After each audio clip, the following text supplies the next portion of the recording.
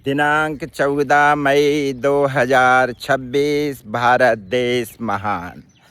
सभी देश प्रेमी और देश पर कुर्बान होने वाले सम्मानीय आदरणीय भाई बहनों से नम्र निवेदन है, अभी जो खाड़ी के देशों में युद्ध की स्थिति बनी हुई है उसके देखते हुए भारत और पूरे विश्व में मंदी का दौर चल रहा है। मंदी के दौर से उबरने के लिए हमारे देशवासियों से भी निवेदन है कि कुछ हम लोग अपनाएं तो उससे हमारे देश की स्थिति काफ़ी मजबूत होगी।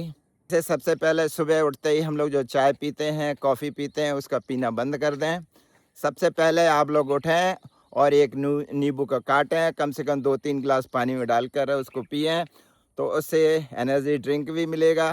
दूसरा, जिनका पेट साफ़ नहीं होता तो वो पेट साफ़ हो जाएगा, और जिनको डायबिटीज़ की दिक्कत है वो डायबिटीज़ भी कम हो जाएगी, और बहुत सारी बीमारियां भी जिसको कम हो जाएंगी। मैं भी कभी चाय नहीं पीता, सुबह कॉफ़ी नहीं पीता। और जो हम लोग नाश्ता लेते हैं, अधिकतर अंकुरित भोजन लेना शुरू करें। अंकुरित भोजन लेंगे जिसमें प्रोटीन वगैरह, मिनरल्स वगैरह सभी मिल जाते हैं। साथ में सलाद भी ले सकते हैं, फल भी ले सकते हैं। दोपहर और शाम का जो खाना बनाते हैं उसको एक ही टाइम बनाएं। दोपहर के खाने के साथ साथ में शाम का भी खाना बना के रखें। इन 3 चीज़ों से करने से बहुत सारी गैस की बचत हो जाएगी। पेट्रोल और डीजल कैसे बचाएं?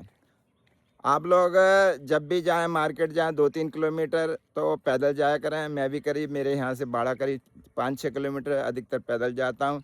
जब भी मेरी पुलिस की नौकरी थी, मैंने पूरी पुलिस की नौकरी में अधिकतर पैदल और या फिर टेम्पो, 2 पहिया और 4 पहिया वाहनों का इस्तेमाल कम किया।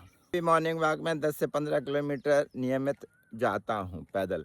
आपके क्षेत्र में जितने भी धार्मिक स्थल हैं, मंदिर है, मस्जिद है, गुरुद्वारा है, चर्च है और अन्य धार्मिक स्थल हैं, उनके नज़दीक जाएं जहां आप लोग परिवार के साथ पैदल जा सकते हैं।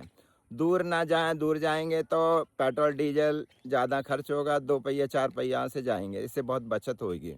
जितने भी दिव्य दरबार लगाए हुए हैं, बहुत तरह के आध्यात्मिक सम्मेलन वगैरह करते रहते हैं, या फिर भागवत है, कथावाचक हैं, वो बुलाते हैं जिसमें हज़ारों लाखों लोग पहुंचते हैं। 2 पहिया 4 पहिया वाहनों का इस्तेमाल होता है, जिससे डीजल पेट्रोल की खपत ज़्यादा होती है। उनसे नम्र निवेदन है देश हित में कि वो ऑनलाइन शुरू कर सकते हैं। गोल्ड ना खरीदें।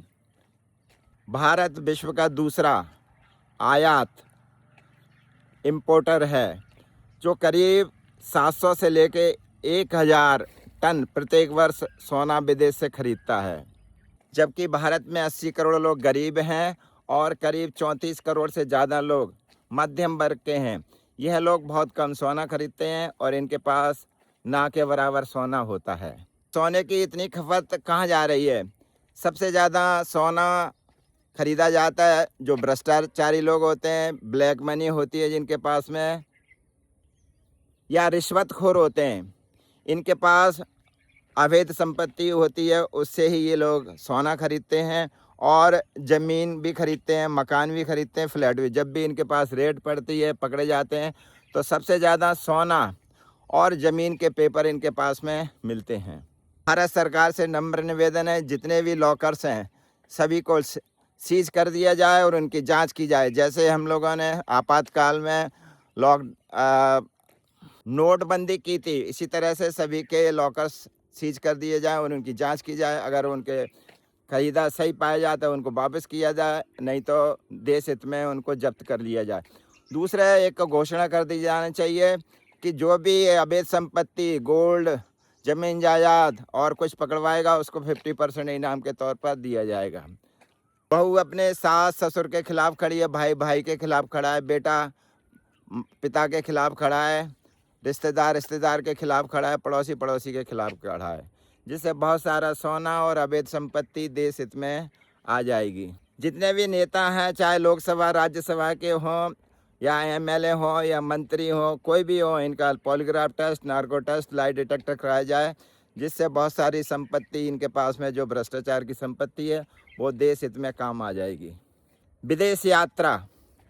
विदेश यात्रा जितने भी टूर पैकेज वाले हैं या और अन्य हैं, उनके लिए सर्कुलर जारी कर देना चाहिए कि जिनके परिवार के लोग ब्लड रिलेशन वाले जो विदेशों में रहते हैं उनको ही विदेश जाने की अनुमति दी जाए।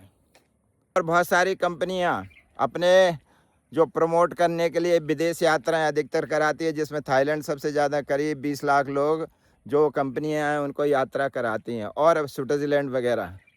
इन कंपनियों को भी सूचित कर देना चाहिए कि आप सिर्फ भारत में ही कराएंगे, अभी विदेश में यात्रा नहीं कराएंगे।